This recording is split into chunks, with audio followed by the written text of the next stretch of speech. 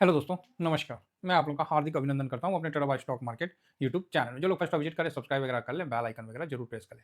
ये 1.0 है और ये ट्रेडर्स बार है, दोनों अपना चैनल है, तो दोनों को आप जरूर ज्वाइन करिए। और साथ में अपना टेलीग्राम है, तो टेलीग्राम को भी ज्वाइन करके चलिए। ये फ्री टेलीग्राम है, टीवीएसएम टाटा वाले, है ना। 5.2 के का सब्सक्राइबर है, तो आप इसको जरूर ज्वाइन करिए। और ये शॉर्ट स्विंग है, ये स्विंग है, तो ये सब ज्वाइन करके रखिए। जिसको मन करता है, नहीं मन करता है मत करिए, है ना। सीधी बात है। तो आप बोलोगे सर ऐसा क्यों बोल रहे हो?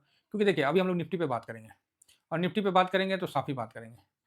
कई लोग बोलते भी हैं मेरे को कि सर आप बात ऐसा करते हो, लगता है डाँटते हैं। अरे भैया, हम बात करने आए भी नहीं करता है हमको। हम लोग ना क्या है ना कि सीधा मतलब लोगों को ऐसा बता देते हैं कि उनका ज़िंदगी काफ़ी मतलब अलग ट्रैक पे चला जाता है। क्या थे, क्या हो जाते हैं, वो उनका समय उनको एहसास करवा देता है। ठीक है? चलिए आगे बढ़ते हैं। हम लोग मीठी बानी बोलने के लिए थोड़ी आए हैं। तो यहाँ अभी हम सबसे पहले देखते हैं कि निफ्टी को, तो निफ्टी को देखने के लिए सबसे पहले हम निफ्टी का निकाल लेते हैं क्या चीज़, तो लाइव उसका जो लेवल है, उसको एक बार हम निकाल लेते हैं निफ्टी का। क्या लेवल चल रहा है? तो जब निफ्टी का लेवल निकालते हैं तो उससे पता चल जाएगा। बाकी गिफ्ट निफ्टी डाउन हुआ है क्योंकि वहाँ पर ही एआई का फिर से वही चल रहा है, बबल हो गया तो ये हो गया। यूएस में जब भी प्रॉफिट बुकिंग आता है तो एक ही न्यूज़ निकल के सामने आता है कि एआई का बबल हो गया, तो उसमें कोई कंपनी सामने आ जाती है। फिलहाल तो गिफ्ट निफ्टी भैया 138 का दिखा रहा है, पता ना हकीकत क्या है, बाकी तो गिरावट हुई थी। इधर 26,025 दिखा रहा है और इधर दिखा रहा है 26,138, और इसमें पता नहीं सच क्या है। जो भी सच हो गलत हो वो एक अलग बात है, अपने को क्या करना है। अपने को तो ड्यूरिंग मार्केट में ही जो निकल के आए उसी पे भरोसा रहता है, बाकी फ्यूचर में कोई अपने को इंटरेस्ट भी नहीं है। आइए सबसे पहले ड्यूरिंग मार्केट में हम देखते हैं, तो ये 12 दिसंबर, 11 दिसंबर, 10 दिसंबर क्लियर है। तो यहाँ पर ही हम 3 डाटा को थोड़ा नज़र रखते हैं, और चेंजिंग कब से हुआ उसको देख के हम आगे बढ़ते हैं। जैसा कि आप लोग देख रहे हैं कि 693 का लो बनाया, कोई बात नहीं, लो बनाया। यहाँ पर ये हाई भी नहीं बनाया, नया लो बनाया, क्योंकि देखिए 25,734 और लो भी बनाया इसने, और यहाँ हाई भी नहीं तोड़ा। लेकिन अपना कॉन्फिडेंस क्या था कि एक्सपायरी का दिन है, जबरदस्ती ये करवाया जा रहा है, इग्नोर करके आगे बढ़ा जाए। अगला दिन खुलता है भैया, ये सीधा इसके हाई के पास ही खुलता है, सीधा 938 पे खुलता है, 26,057 का हाई बनाता है और क्लोजिंग 26,46 पे दे देता है। ठीक है, तो यही चीज़ होता है कि मार्केट को समझना पड़ता है। कई लोग पूछते हैं कि सर आप ड्यूरिंग मार्केट में कैसे बता देते हैं कि ये चीज़ हुआ, तेजड़िया मंदिरिया। तो सर आप मार्केट को जब रहिएगा ना, निफ्टी की चाल को देखिएगा ना, तो आपको समझ में आ जाता है। जैसे हम लोग निफ्टी का भाव देख लेना कि निफ्टी क्या चल रहा है, 26,000 इतना चल रहा है, तो हम लोग को समझ में आ जाता है कि वो यहाँ पर ही मतलब कितना सेकंड में, कितना मिनट में एक निफ्टी का कितना का चाल है, कितना पॉइंट अप और डाउन का चाल है। अब सब जैसे नहीं, थर्मामीटर में, थर्मामीटर बुखार को बताता है। डॉक्टर लोग हाथ पकड़ के उसका मतलब 5 सेकंड पकड़ते हैं, फिर कैलकुलेशन कर लेते हैं कि 1 मिनट में कितना बार सीना धड़केगा। होता है ना जी कैलकुलेशन, उसी तरह हर आदमी हर चीज़ का अपना-अपना रहता है। अब हम लोग क्या है कि मार्केट में बस 5 मिनट बैठेंगे, थोड़ा-सा मार्केट का हम व्यू देखेंगे और ये देखेंगे मार्केट का मतलब चाल देखेंगे, बस उसी में समझ में आ जाएगा कि मार्केट कैसा है। सिंपल है, तो यही चीज़ है। हम लोग भी कैलकुलेशन कर लेते हैं कि ओह अच्छा, 1 मिनट मतलब 1 मिनट में मार्केट ने अच्छा 30 पॉइंट अप गया, 15 पॉइंट डाउन गया, ओके, है ना? तो हम लोग भी उसी तरह मार्केट का समझने का कोशिश करते हैं। बढ़िया है, कहीं कोई दिक्कत नहीं है ना? तो अभी हम लोग को पॉजिटिव है, और ये लोअर लो के बाद बना तो था ठीक, और इसी समय हम लोग पॉजिटिव थे कि वो नया जाएगा, नया हाई में जाएगा, चाहे जो भी है, अच्छा करेगा। तो यहाँ अच्छा भी किया। उससे पहले जो ये लो वाला सिस्टम यहाँ पर ही बन रहा था, ये बड़ा अच्छा टाइम था। 734 पे आया और यहाँ पर ही हाई भी तोड़ा, पिछला हाई को भी तोड़ा और पिछले हाई के लो के पास आया। हमने यही बोला ना कि जब मार्केट पिछले हाई को तोड़ता है और पिछला लो को भी तोड़ता है, कल का क्लोजिंग मतलब कल का लो ये है और हाई ये है, क्लोजिंग यहाँ है, क्लोजिंग से कोई फर्क नहीं है। अगर पिछला हाई को भी तोड़ के ऊपर जाता है और लो को भी तोड़ के नीचे जाता है, समझिए अगला दिन बड़ा मूवमेंट का चांस बनता है। ठीक है, जो कि हम लोग देखें और यहाँ बना भी। तो ठीक है, कहीं कोई समस्या नहीं है। तो यहाँ हम लोग थोड़ा साइलेंट व्यू में रहते हैं, और यहाँ पर आप देख सकते हैं कि 25,758 के बाद 25,900 और फिर 26,46। तो 3 दिन से तो अच्छा तड़का लगा है। तो उम्मीद है कि निफ्टी अब ऊपर की जर्नी स्टार्ट करेगी। ठीक है, फिलहाल इस पे हम आते हैं। देखिए, निफ्टी में इन्वेस्ट करना भारत में इन्वेस्ट करना होता है। अगेन, निफ्टी में इन्वेस्ट करना भारत में इन्वेस्ट करना होता है। मुझे किसी कंपनी पे भरोसा नहीं है, मुझे भारत पे भरोसा है। ठीक है, मुझे किसी कंपनी पे भरोसा नहीं है, मुझे भारत के ग्रोथ पे भरोसा है। यही बात तो मैं हमेशा आप लोगों को कहता हूँ कि भाई मुझे कंपनी पे भरोसा नहीं है, मुझे भारत के ग्रोथ पे भरोसा है। जब ग्रोथ पे भरोसा है तो हम निफ्टी 50 को देखते हैं। स्टॉक बढ़ा, अच्छा आप ही बताइए ना, मार्केट गिरा बढ़ा कैसे पता चलता है? तो सर हम लोग निफ्टी 50 देखते हैं, बैंक निफ्टी देखते हैं, सेंसेक्स देखते हैं, बस हो गया। यही से पता चल जाता है कि मार्केट का मूड माहौल कैसा है।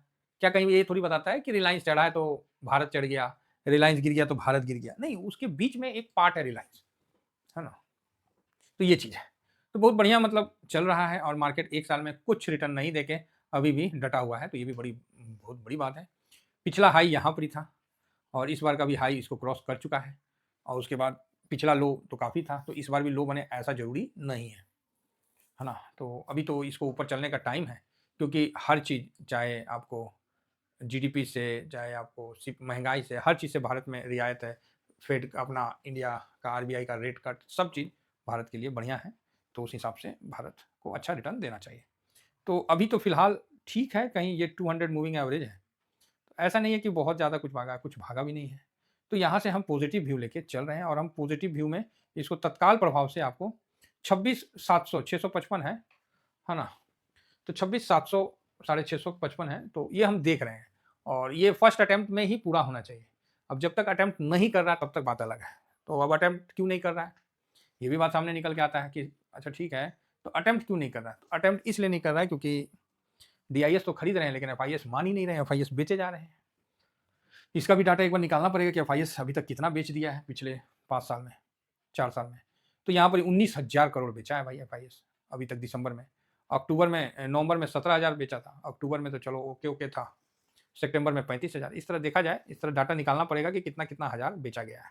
तो एक्चुअली पिछले बार अक्टूबर, नवंबर, दिसंबर में भारी बिकवाली हुई थी, इसीलिए फरवरी तक लो बना था।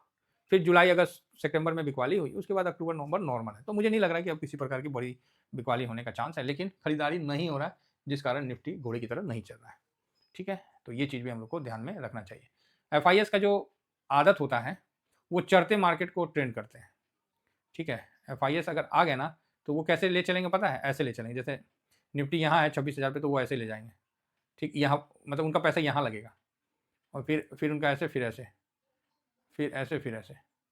ये उनका ट्रेंड होता है। ये यहाँ एफआईएस फिर पैसा लगाएँगे, फिर लगाएँगे, मतलब वो ऊपर मारते-मारते ले जाएँगे और निफ्टी को आराम से 26,000 से आपको 30,000, 34,000 तक खींच देंगे। आएँगे तो 4-5 हज़ार पॉइंट तो लेंगे ही लेंगे, नॉर्मल है भाई, इसमें तो कोई डाउट नहीं है। तो ये चीज़ है। अब आ क्यों नहीं रहे? तो जब तक ट्रेड डील फाइनल नहीं हो रहा, तब तक नहीं आ रहे। बस यही एक है, और कोई कारण विशेष तो मुझे नहीं लग रहा है। बाकी ग्रोथ ये वो सब कुछ अच्छा हो रहा है और मेनली पैसा जो है जापान का होता है और इस बार जापान का काफ़ी इंटरेस्टिंग रोल रहेगा 19 तारीख का। तो जापान को पूरा ध्यान में रखिए और उसका सीपीआई डाटा को ज़रूर मॉनिटर करिएगा, जैसा भी आएगा, है ना? उसको देखना ही देखना है, समझना ही समझना है। अगर बढ़ा देता है तब तो भाई मार्केट फिर से थोड़ा नीचे आएगा, अदरवाइज़ फिर उड़ जाएगा। इम्पोर्टेंट सपोर्ट आपको 26,700, ठीक है? सॉरी 25,669 का इम्पोर्टेंट सपोर्ट लेवल निकल के आ गया है। मैंने एक ब्लैक रंग का ये यहाँ निकाल के रखा है इस जगह का, कि ये 26,670 का एक बढ़िया, सॉरी 25,670 का एक बढ़िया स्ट्रॉन्ग सपोर्ट। अब 700 नहीं, 800 नहीं, अब 600 इतना का। तो अगर नीचे आता है तो एक बार 670 के आस-पास आ जाए तो मज़े आ जाए। अदरवाइज़ ऊपर में फर्स्ट जैसे ये 325 को क्रॉस करेगा, तो ये भैया 655 और मतलब 650 की तरफ आगे बढ़ेगा। अब बीच में अब ना 950 इम्पोर्टेंट रह गया, अब ना 26,000 रह गया। अब हमको पता है कि 26,330 जो हमने रखा था, वहाँ पर ही रुका था, 26,325 पे हाई बनाया था। तो 330 को क्रॉस करेगा, ये सीधा 26,650, 60, 70 का हाई बनाना है, ठीक है? और नीचे में जैसा होगा वो हम लोग देखेंगे। मल्टीपल सपोर्ट है ना? बाकी सबसे इम्पोर्टेंट सपोर्ट आता है अब 26,670 का, ठीक है? तो चलिए, उम्मीद करता हूँ कि सारे सपोर्ट आपके सामने रख दिए हैं और मार्केट अभी भी बहुत ओवर वैल्यूड नहीं है। अब मार्केट बिल्कुल ठीक है, नॉर्मल है, अंडर वैल्यू भी बहुत ज़्यादा नहीं बोलेंगे, लेकिन ओवर वैल्यूड भी नहीं है। मार्केट ठीक-ठाक है। तो चलिए, फिलहाल इतना ही कहकर अपनी वाणी को विराम देता हूँ। Thank you very much. जय हिंद, जय भारत।